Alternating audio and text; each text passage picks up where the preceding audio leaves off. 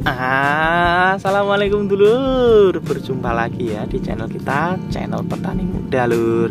Ya dulur, aku mau ucapin terima kasih bagi sedulur yang sudah subscribe. Bagi yang belum subscribe, aku minta tolong di subscribe. Salam tani muda, salam tani milenial. Ya dulur, pagi kali ini kita mau membahas tentang apa? Ya, pagi kali ini kita mau membahas lagi tentang gulma lur. Karena apa? Karena bisa dilihat lur ya, nih lahannya itu sudah ada airnya, dan tentunya gulmanya pun itu juga akan berkembang dengan amat sangat cepat ya. Walaupun kemarin bisa dilihat itu bersih, sebenarnya itu pasti ada lur 1-2 di sela-sela tanaman padi ya, yang tidak kita lihat ya. Namanya apa itu? Gulma kan ya, pasti ada yang celempit gitu lur ya. Ya, dalam penggunaan sistem GoGo ini pasti ya, ini kendala utamanya pasti juga di gulma ini lur ya, salah satunya.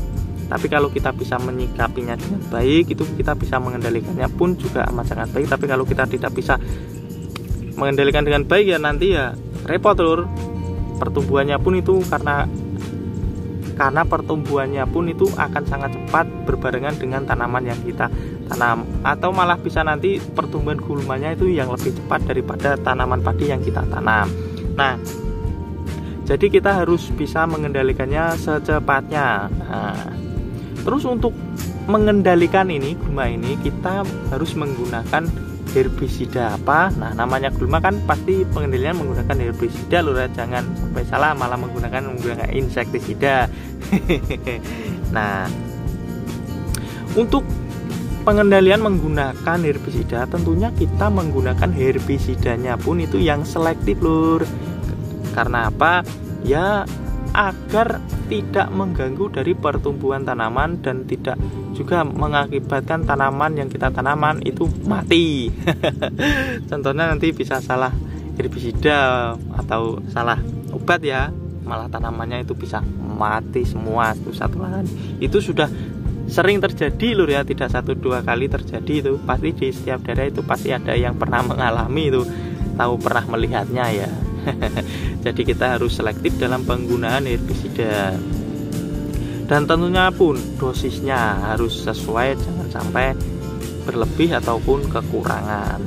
Nah, untuk herbisida di sini, herbisida selektif yang biasanya kita gunakan di sini atau di petani muda itu ini lur ya, yang sering aku bahas itu ini lur. Nah, yaitu adalah apa? Yaitu adalah benfuron. Kenapa kita sering membahas ini? Biasanya kan ini kan harganya ya cukup murah lur ya, untuk kantong petani yang pengiritan seperti kita. Itu amat sangat direkomendasikan ini. Ini harganya untuk kemasan 25 gram itu 18.000 lur ya.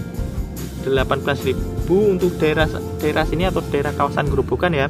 Kalau untuk daerah lain harganya lebih murah atau lebih mahal, aku nggak tahu lur ya. Biasanya ya beda daerah ya beda, selisih 1.000 atau 2.000 mungkin itu ya. Nah, tapi kalau untuk kali ini itu nanti kita tidak menggunakan ini benfuron. Ini sisa tahun kemarin lur ya.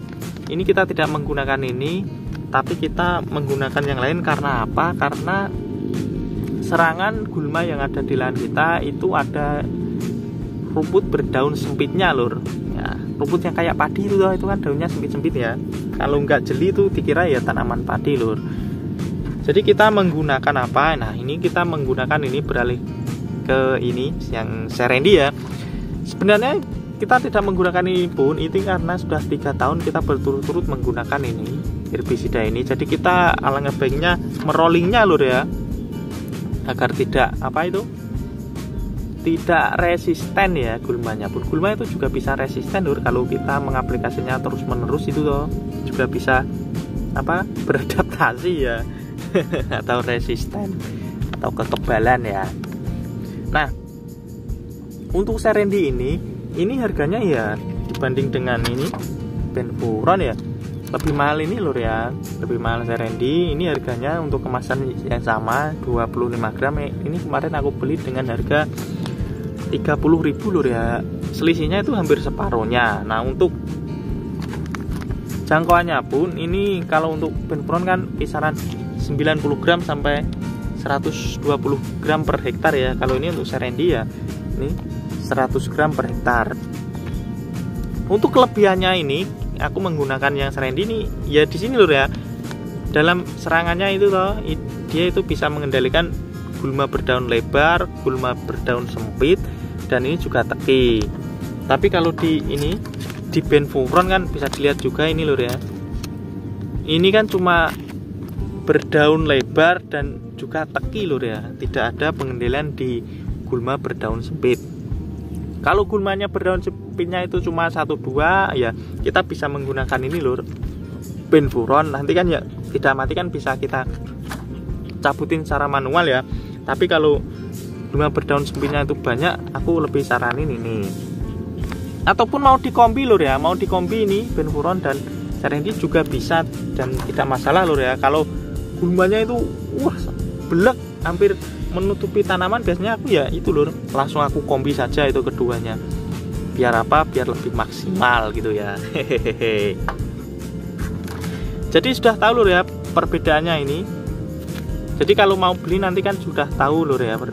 Untuk perbedaannya dari harga sudah berbeda, dan untuk serangannya pun ini juga berbeda lur ya. Kalau Serendi plus berdaun sempit, kalau Benfuron kan nggak ada ya.